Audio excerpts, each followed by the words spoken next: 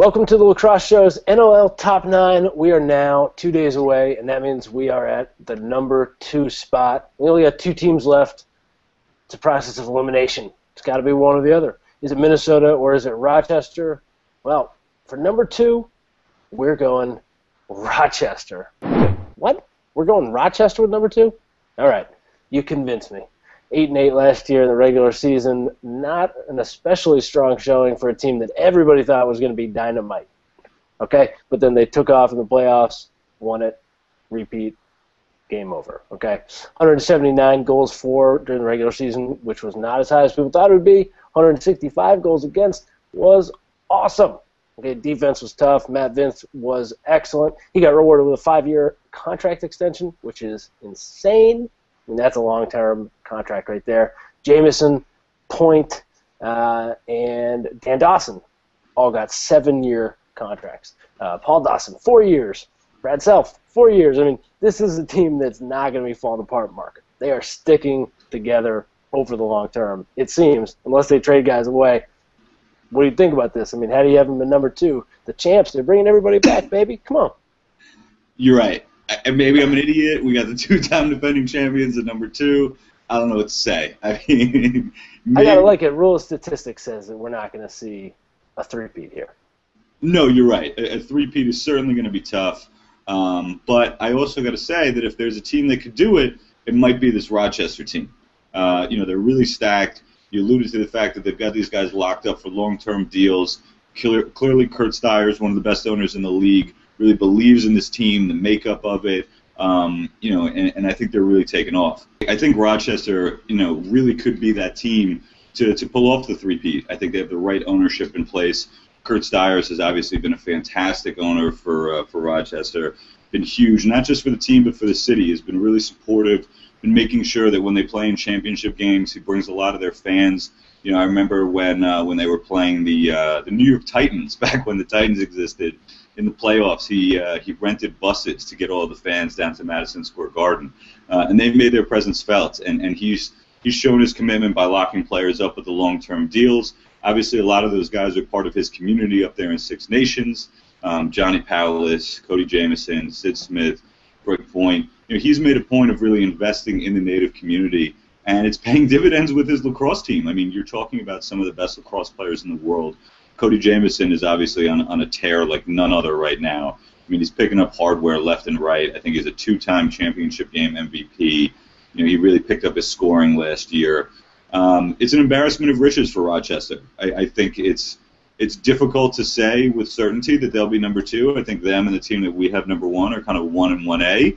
And the reason why I went with Rochester at number 2 is just because this other team seems to be a little more explosive to me and has really been on the cusp. But, in talking about Rochester, you've got to talk about that offense. Dan Dawson, Joe Walters, I mean, the sky's the limit. Stephen Keogh, Johnny Powless, Vitarelli, Point. I mean, geez, who am I missing? I mean, those are some of the best players in the game right now.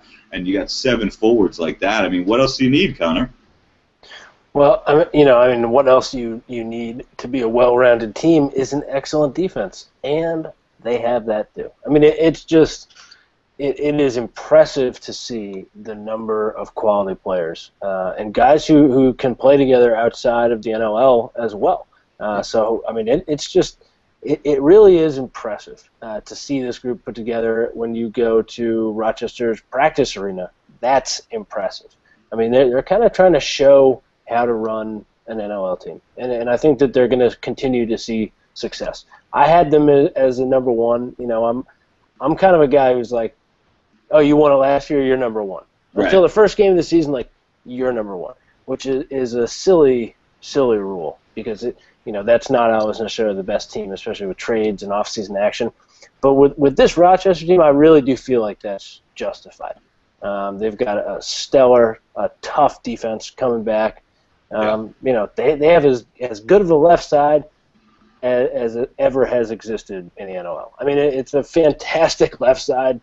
And then you look at the right side, and you're like, oh, that's really good too. I mean, they don't really have a weak spot. So, I mean, how do you knock them off, especially if they kind of take it easy through the regular season like they did last year?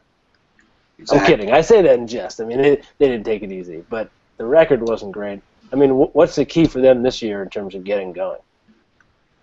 Well, I think last year, you talked about they made some big free agent signings before the season, and box lacrosse, more so than some other sports, you really need to have that chemistry. It's so important, both offensively and defensively, to really be in sync. And it's not necessarily the best players, that will make the best team. You and I have experienced this, personally in playing in various box lacrosse tournaments. That obviously, when you have that synergy, you're able to make those plays, because when you're in the tight confines of the box, you have to know where the other guy is going to be without necessarily seeing him there. You kind of have that sixth sense, or you use the force to see him. And they have some great passers that have been able to do that. Dawson and Walters. But before we go, I want to highlight the defense that you were talking about. They obviously have a mainstay back there in Sid Smith, but then they've also recently been able to pick up Paul Dawson 2 years ago with his brother, and then also Mac Allen, who's almost like a forgotten guy that they were just able to grab, who was previously one of the best defenders in the league, even though he's had a recent knee injury. But, like I alluded to before, it's just an embarrassment of riches. And then, their goalie's only Matt Vince. You know what I mean? Like, okay. Yeah. I mean, no question about it. No question about it. I think that we've got them in number 2, which I can accept because it's preseason. You should have some fun with that. I also like your argument for our number 1 team. But, I think as long as you've got them in the top 1 or 2, you're probably safe. I just have a hard time seeing them not make it back. Agreed, and I think it's what we were just talking about, is them having that focus. I think now that they've kind of culled the roster a little bit, they've got their guys, they've made a real commitment to them. This is going to be their team for the next 5 years, barring significant injury or other unforeseen circumstance. Clearly, they see something to invest in with these players. And they've only won the last 2 championships in a row, so I think that faith is warranted. Yeah, I mean, do you think that there's any chance that could impact them negatively, or is that confidence just fully earned? It is what it is, and they know how to go to work every day. Well, one thing we have to remember is that even though we're talking about these long-term deals, it's not like they're quote-unquote guaranteed contracts. So it's not like these players, if they're not performing, if they don't make the team, or if they get hurt, it's not like they're going to be getting paid the same way they would as if they were in the NBA or Major League Baseball. So that's something important that the viewers understand. These are long-term deals, and it is a situation where the organization is locking them in at a decent rate of pay. And that's another thing. We haven't really touched on it during our previous previews, but Rochester, Kurt Stiers is a man that doesn't come from means, but obviously has means. And I think it'll be interesting to see if he starts running up against the salary cap. We've talked. The salary cap is now $400,000 for the whole salary. We saw Chesapeake this past summer in Major League Lacrosse have to shuffle their lineup from time to time to make sure that they were able to fit underneath it. I don't know if he's necessarily going to have those issues, but you look at these guys; they really do have some of the marquee players at different positions. It'll be interesting to see how long that lasts. I don't think it'll be negative. I think that these guys really appreciate what they have with their teammates, the synergy. I think that they see the potential and the faith being rewarded with the long-term deals. I don't think that they're the type of guys that would rest on their laurels. Do you? It's tough. I mean, if I were an NLL player, I love saying that, by the way. That's a very funny thing to me. But if I were an NLL player, I mean, if I had the choice of jumping ship and going to picking up $1,500 or $2,000 more a year, there's no way I would take it. I'd be willing to sign a contract that, kept me on a team I thought was going to win for the long term. So I think some of these guys might be thinking that same way too. You see that once in a while, guys trying to get together to play on the same team. I think that they'll stick it out. I mean, it's worth it. You're winning, and that's really the greatest thing you can do in this league. And they're going for a three-peat. I mean, come on. Yeah. It's... Yeah, no question. No question. If they don't make the playoffs or if they have a disastrous regular season, I'd be really interested to see what happens with some of these long-term contracts. But with the talent on O and D for them, in net, I really can't see that happening. Yeah.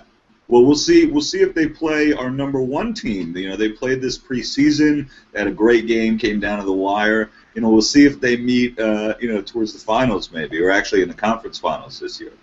There we go. A little hint. At this point, I'm hoping everybody has figured out who our number one team is. Like we said, it's a little crazy, but it's fun. That's why we're doing it. So we'll be back tomorrow to talk about the number one team in the Lacrosse Show's NLL Top 9. Until then, keep watching Box Lacrosse.